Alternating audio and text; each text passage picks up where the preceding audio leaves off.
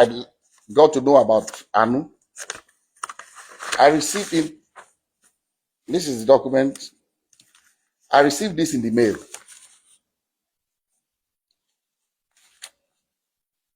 Through DHL to my office. This is the DHL sent to me by Bandele A. Aiku and Co. from Ibadan in 2014 by DHL. And in the package, there are pictures of a little girl and pictures of David. I mean, they put David picture, with the little girl. This was maybe they took I don't know where they cropped David's picture and put it, and this the mother of the girl. So I received this in the mail 2014, and in that mail also, curiously, there was the birth certificate of the child. And what caught my attention was that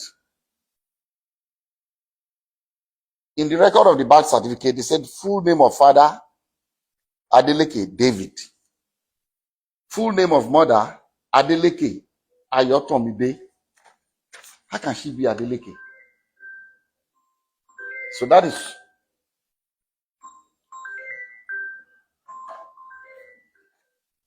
So that caught my attention. And then also in that DHL package was this letter from the grandmother of Anu with her telephone number. I'm going to still show everybody up close so you can see everything.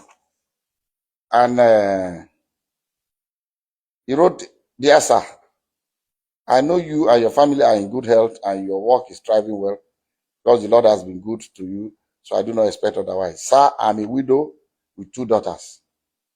I lost my husband 13 years ago and have single-handedly raised both of them with the help of God, but it has been very challenging. Early last year, my eldest daughter, Ayotomide, informed me that your son, David Adeleke, was responsible for her pregnancy. Their meeting occurred when your son came to Ibadan for a show. I sat with her as a mother to ask her about the father of the child, and she has confided in me so many times that your son is indeed the father of her child. She put to bed on November 19, 2013, and gave birth to a baby girl. So I'm not trying in any way to extort you, but to ask that your son steps up for paternity tests to confirm and take full responsibility of his daughter.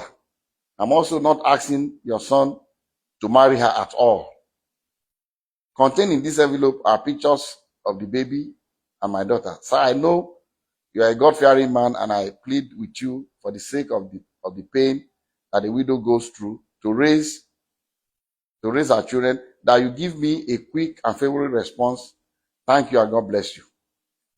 Immediately I saw this letter, even before calling David, before telling David, about this, that I called this woman and I said, "Look, I've not spoken to my son yet, but I'm going to speak to him.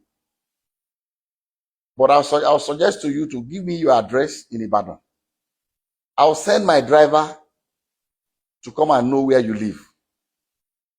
But I can assure you that if this girl is my granddaughter, you have no problems with me. I will welcome her into my family happily." She was happy. She gave me her address. I gave the address to my driver. My driver went to Ibadan the next day to know exactly where they live. And I told her that, look, the hospital that I use in Lekki here is an Indian hospital, Vedic hospital. That's where I do my checkups and everything. And that I can ask the hospital to arrange for a DNA test So when I went to the hospital, I went there myself. The hospital told me that they don't actually do the DNA test in house, but there's a clinic that they partner with that they will invite to take samples of both the child and the father. But these samples will be sent to South Africa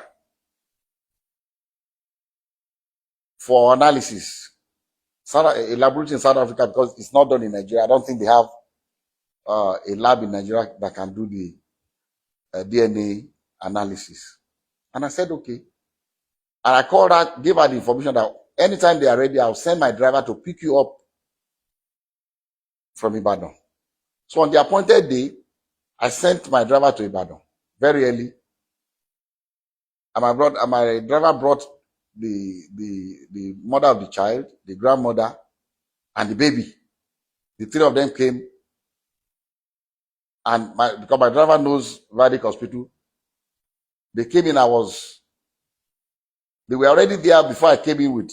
I asked David to come here and Lati, his aide. So David, myself, and Lati went and we met them at Vedic Hospital. We went upstairs and the Indian doctor said, he will allow only David, myself, the grandma, the mother of the baby, and the child. Lati can wait. So we're all in the same room. And he told us the procedure.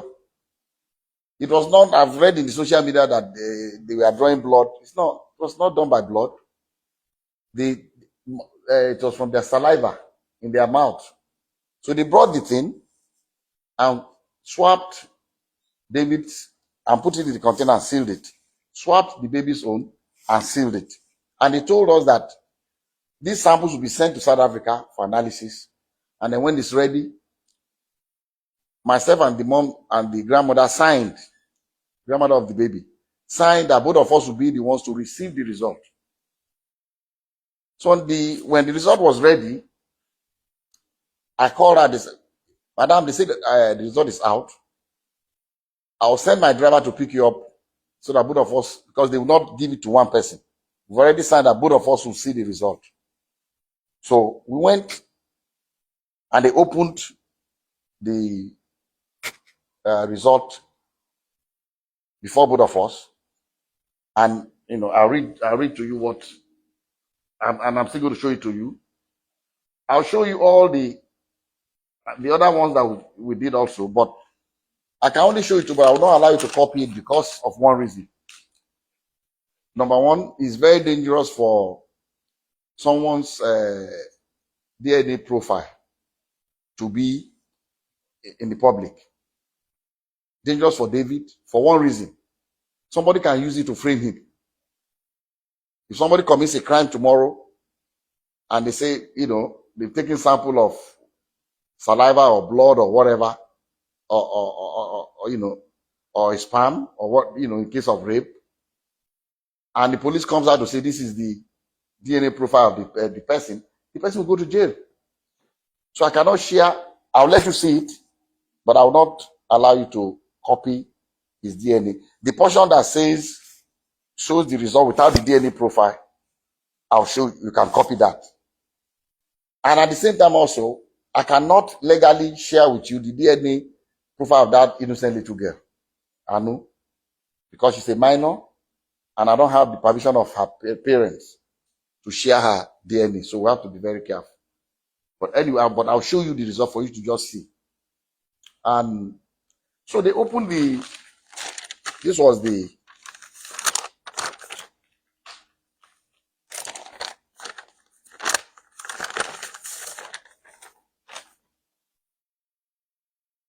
the first DNA. This is the original copy that I was giving one, and the grandma was giving another one. And at the end of the whole story, they wrote here that probability of paternity 0.00%. And the mom asked the lab guy that, what does this mean? He said, it means that David is not the father of this child. And she was really disappointed. She broke down. She was crying, the grandmother.